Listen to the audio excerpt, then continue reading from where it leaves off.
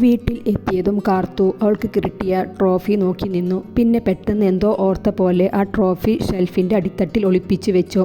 കാർത്തു, എന്താ നിൻ്റെ കയ്യിൽ നിറച്ചും കളർ? അത് ഏട്ടത്തി ലക്ഷ്മി നിർബന്ധിച്ച് വരച്ചതാണ്.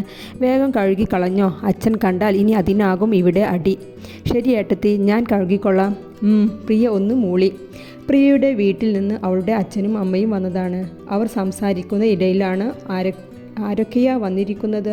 കാർത്തികേയൻ അങ്ങോട്ടേക്ക് കയറി വന്നു. പ്രിയയുടെ അനുജത്തി പ്രജിതയുടെ കല്യാണം ശരിയായിട്ടുണ്ട്. കല്യാണം ക്ഷണിക്കാൻ വേണ്ടി വന്നതാണ്. പ്രിയയുടെ അച്ഛൻ പറഞ്ഞു. ആഹാ, നല്ല കാര്യം. ആട്ടെ, എവിടേക്കാണ് കല്യാണം? പ്രജിതയ്ക്ക് അവളുടെ കൂടെ ജോലി ചെയ്യുന്ന ഒരു ചെക്കനുമായി ചുറ്റിക്കളി ഉള്ളതായി പറഞ്ഞു കേട്ടിരുന്നല്ലോ. കാർത്തികേയൻ പുച്ഛം നിറച്ചു പറഞ്ഞു.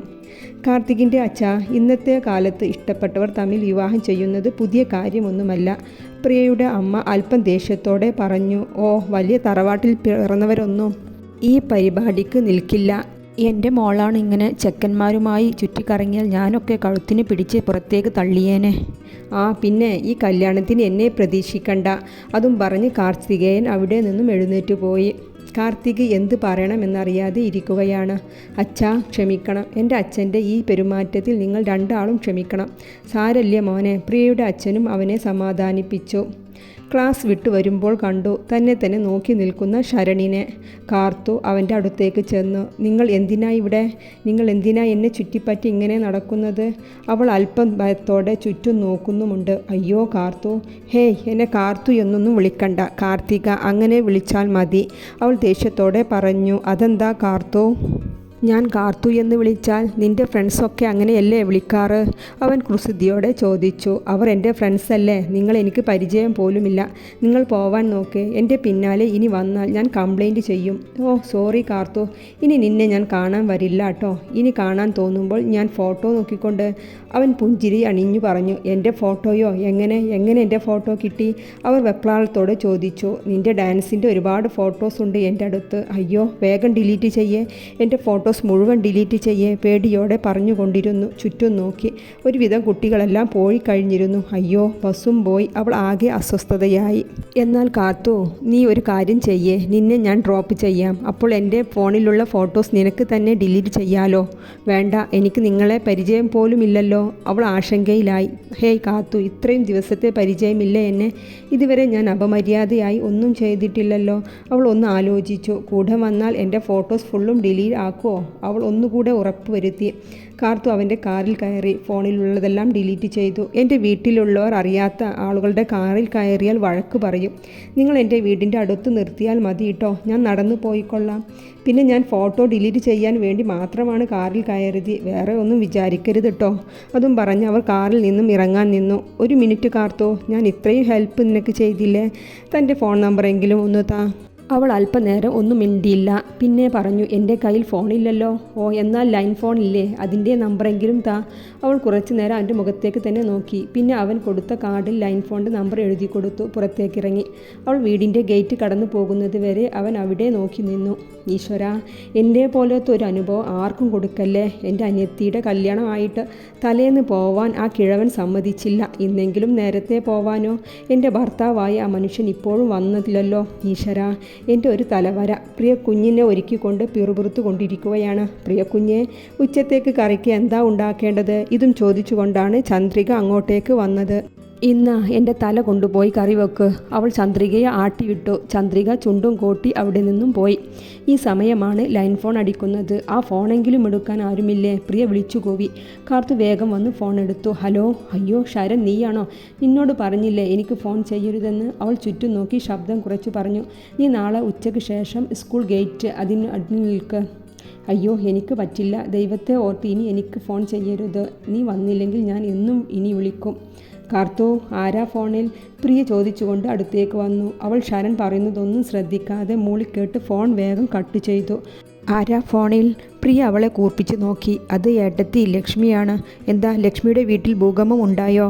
ഇത്ര വിയർത്ത് സംസാരിക്കാൻ? അത് ഏട്ടത്തി, അവൾ എക്സാമിൻ്റെ കാര്യം പറഞ്ഞതാണ്. ഞാൻ പഠിച്ചിട്ടില്ല. അപ്പോൾ പ്രിയ കാർത്തുവിനെ നന്നായി ഒന്ന് നോക്കി പോയി അടുക്കളയിൽ ലക്ഷ്മിയെ സഹായിക്ക്. ഇന്ന് ഞാൻ ഒരു ജോലിയും ചെയ്യില്ല. ഞാൻ ഇവിടുത്തെ വേലക്കാരിയാണോ? അവൾ പിറുപിറുത്തു നടന്നുപോയി. കാർത്തു സ്കൂളിൽ പോകാൻ ഒരുങ്ങുകയാണ്. അവൾ ആകെ അസ്വസ്ഥതയാണ്. അവൾ കണ്ണാടിയിൽ നോക്കി നിന്നു.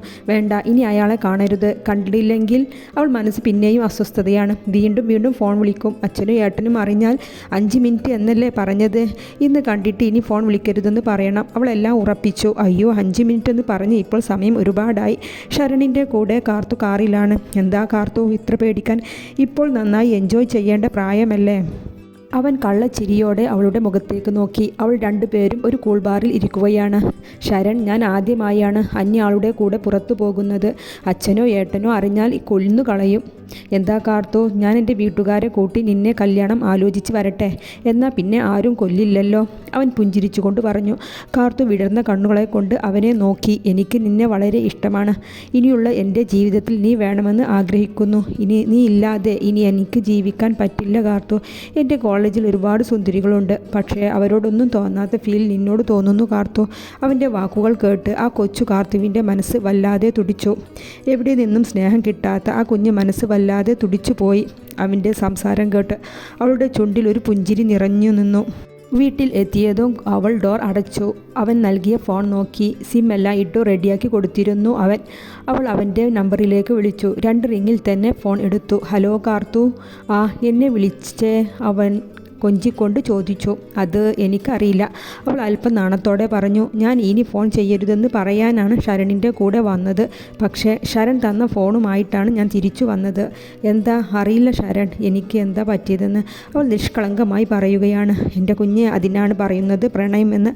നിനക്ക് ഇപ്പോൾ എന്നോട് പ്രണയമാണ്. അത് നമ്മുടെ പിടിപെട്ടാൽ പിന്നെ നമ്മൾ ചെയ്യുന്നതെല്ലാം യാന്ത്രികമാകും. അവർ വളരെ നേരം സംസാരിച്ചു. ദിവസങ്ങൾ കൊഴിഞ്ഞുകൊണ്ടിരുന്നു. കാർത്തുവിൻ്റെ റൂമിൽ നിന്ന് മൊബൈൽ ഫോൺ റിങ് ശബ്ദം കേട്ടുകൊണ്ടാണ് പ്രിയ അവളുടെ റൂമിൻ്റെ അടുത്തെത്തിയത്. റൂമിൽ നിന്നുള്ള കുറുകുന്ന ശബ്ദം കേട്ടതും പ്രിയ ഡോറിൽ ചെവിയോർത്തു നിന്നു. പിന്നെ ഡോറിൽ മുട്ടി. കാർത്തു ഞെട്ടി. പിന്നെ വേഗം ഫോൺ ഒളിപ്പിച്ചു വെച്ചു. കാർത്തു, നീ ആരോടാണ് ഇത്രയും നേരം ഫോണിലൂടെ സംസാരിച്ചത്? കാർത്തു ഒന്ന് പരിഭ്രമിച്ചു. പിന്നെ ചെറിയ പുഞ്ചിരിയോടെ പറഞ്ഞു. അത് ഏട്ടത്തി, ഞാൻ നോട്ട്സ് പറഞ്ഞു പഠിക്കുകയായിരുന്നു. പ്രിയ അമർത്തിയൊന്നു മൂളി. പഠിത്തമൊക്കെ രാത്രി. നീ വേഗം അടുക്കളയിലേക്ക് ചെല്ല്. വീട്ടിലെ പണിയിൽ നിന്ന് രക്ഷപ്പെടാൻ ഓരോ കാരണങ്ങൾ പ്രിയ മനസ്സിൽ കരുതി അവിടെ നിന്നും പോയി. ഹായ് ധ്രുവ്. ഹായ് ശരൺ. താൻ എന്താ ഇവിടെ? ധ്രുവ് ഇവിടെ എൻ്റെ ഒരു ഫ്രണ്ട്സിൻ്റെ കാണാൻ വന്നതാണ്.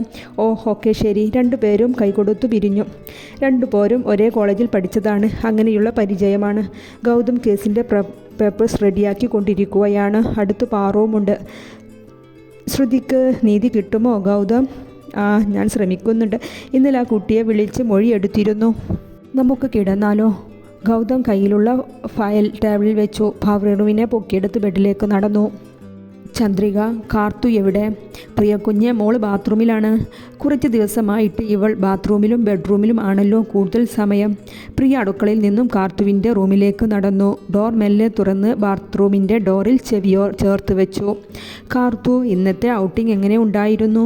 ശരൺ, താങ്ക്സ്. ഞാൻ ഇതുവരെ പുറത്തൊന്നും പോയിട്ടില്ല. ആദ്യമായിട്ടാണ്. അതിനെന്താ കാർത്തു, ഞാൻ ഇനി ഇടയ്ക്കൊക്കെ വരാം. ഇതുപോലെ ക്ലാസ് കട്ട് ചെയ്ത് ഉച്ചയ്ക്ക് ശേഷം കറങ്ങാം. വേണ്ട കേട്ടോ, അച്ഛനും ഏട്ടനും അറിഞ്ഞാൽ പ്രശ്നമാകും. അയ്യോ, ഞാൻ ഫോൺ വെക്കുക. ഡോറിൽ ആരോ മുട്ടുന്നുണ്ട്. ഓക്കെ കാർത്തു. ഏട്ടത്തി, നിനക്കെന്താ ഇത്രയും ടൈം ബാത്റൂമിൽ ജോലി? കുളിച്ച ലക്ഷണമൊന്നും കാണുന്നില്ലല്ലോ. പ്രിയ അവളെ അടിമുടി നോക്കിക്കൊണ്ട് ചോദിച്ചു. അത് ഏട്ടത്തി. അവൾ ഒന്ന് പരുങ്ങി. പ്രിയ ഒന്ന് അമർത്തി മൂളി അവിടെ നിന്നും പോയി. കാർത്തു, എന്താ അച്ഛാ? ഞാൻ കാർത്തുവിനല്ലേ വിളിച്ചത്. നീ എന്തിനാ വന്നേ? കാർത്തികേയൻ പ്രിയയോട് ചോദിച്ചു. അച്ഛാ, കാർത്തു പരീക്ഷയ്ക്ക് വേണ്ടി പഠിക്കുകയാണ്. അച്ഛൻക്ക് എന്താ വേണ്ടത്? ഞാൻ കൊണ്ടുതരാം. പ്രിയ മുഖത്ത് നിഷ്കളങ്കത വാരി വിതറി ചോദിച്ചു. എനിക്ക് കടുപ്പത്തിൽ ചായ വേണം. എന്താ അച്ഛാ? കാർത്തു അവിടേക്ക് വന്നു. ഒന്നുമില്ല, നീ പോയി പഠിക്ക്. അച്ഛൻക്ക് ഞാൻ ചായ കൊടുത്തോളാം. കാർത്തു തിരിഞ്ഞു നടന്നു. എൻ്റെ അച്ഛനെയും അമ്മയെയും പരിഹസിച്ച് ഇറക്കി വിട്ടില്ലേ? നിങ്ങൾ കണ്ടോ സ്വന്തം മോളുടെ ചുറ്റിക്കളി എവിടെ വരെ പോകുമെന്ന്? പ്രിയ കാർത്തികേയനെ നോക്കി മനസ്സിൽ പറഞ്ഞുകൊണ്ട് അവിടെ നിന്നും പോയി.